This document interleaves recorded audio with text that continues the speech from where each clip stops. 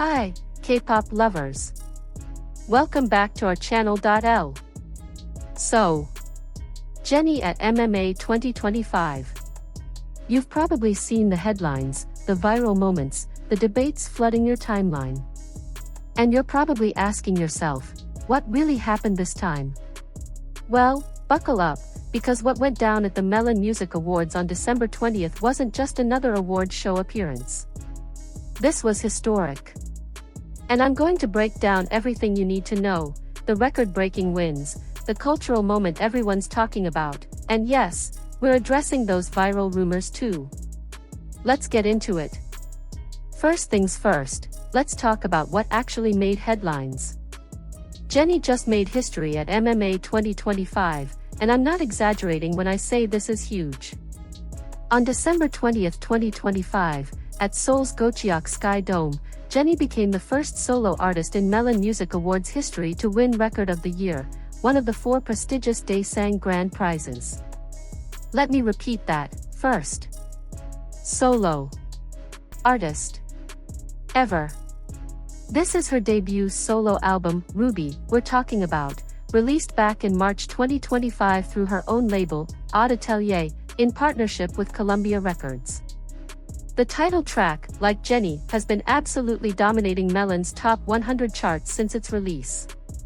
The album sold over 661,000 copies in its first week alone, making it the highest first-week sales by a female K-pop soloist in 2025. Multiple international media outlets have called Ruby one of the best K-pop albums of 2025. This is her 4th Daesang overall, but her first as a solo artist for Record of the Year. And honestly, it's about time the industry recognized what we've all known: Jennie is that artist. Now, if you watched her acceptance speech, you know it hit differently. Jennie got real with us. Standing on that stage after her intense performance, she admitted feeling nervous. She said, and I quote, "Thank you for giving me such a big award. This year has been very meaningful to me. My first solo album was released, and I'm happy to end the year joyfully." But here's the part that got everyone emotional. She talked about BLACKPINK. "I feel lonely performing alone," she said. "I miss my members."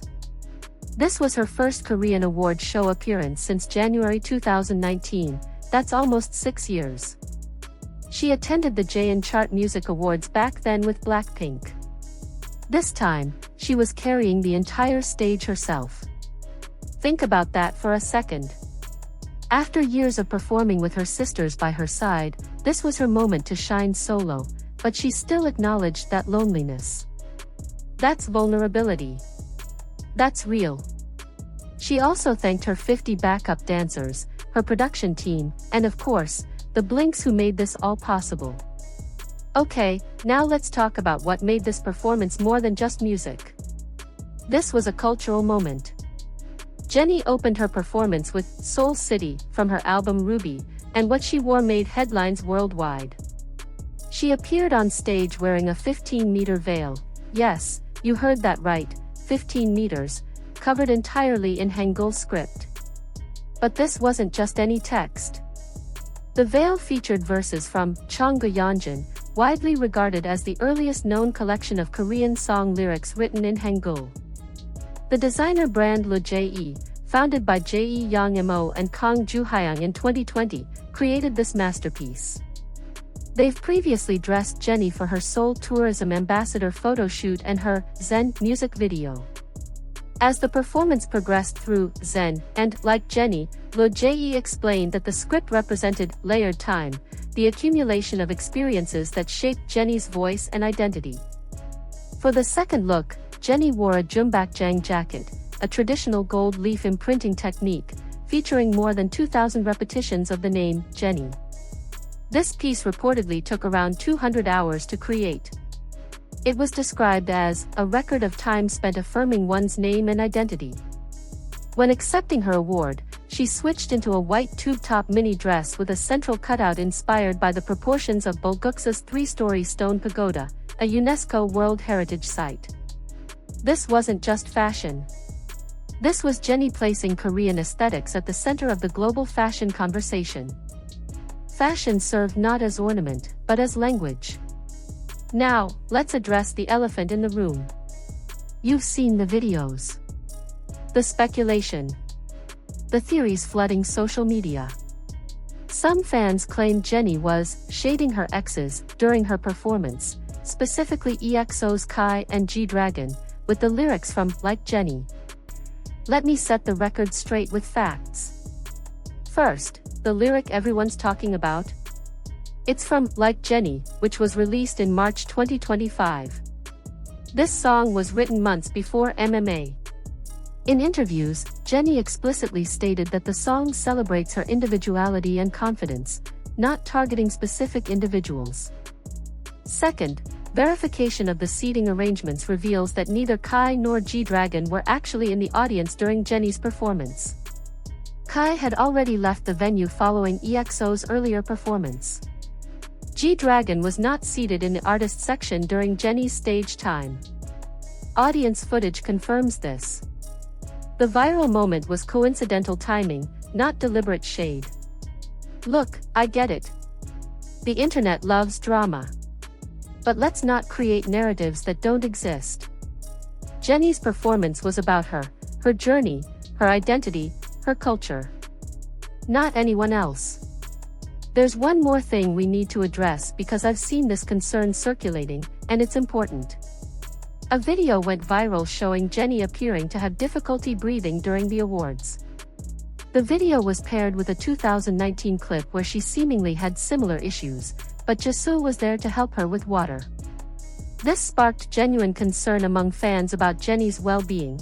Some speculated about anxiety, others worried about her health. However, many vocal coaches and fans defended Jennie, explaining that what people saw was actually a singing technique. When performing live with intense choreography, artists use specific breathing patterns that can look concerning to people unfamiliar with performance techniques. That said, the concern is valid. Performing alone with 50 dancers, carrying an entire award show performance, dealing with the pressure of a historic moment, that's intense. Mental health matters, and if Jennie ever needs rest, her well-being should absolutely come first. The good news? Jennie powered through and delivered one of the most talked about performances of 2025. Before we wrap up, we have to talk about that red carpet look. Jennie arrived at MMA 2025 in a custom Georges Hobika Fall 2025 ball gown that literally looked like it came straight out of a fairy tale. The dress featured a white corset bodice adorned with crystal accents and lace-up detailing, paired with a sweeping black tulle skirt. She kept the accessories minimal, an understated emerald ring and a low ponytail. This look perfectly balanced elegance with quiet power. It was princess meets powerhouse. And honestly, it set the tone for the entire evening. Remember, Jennie isn't just a musician. She's a Chanel ambassador and has fronted major campaigns for Jean-Paul Gaultier and Beats headphones. She's redefining what it means to be a K-pop idol in 2025. She's a global cultural icon. So there you have it. What really happened with Jennie at MMA 2025? A historic win.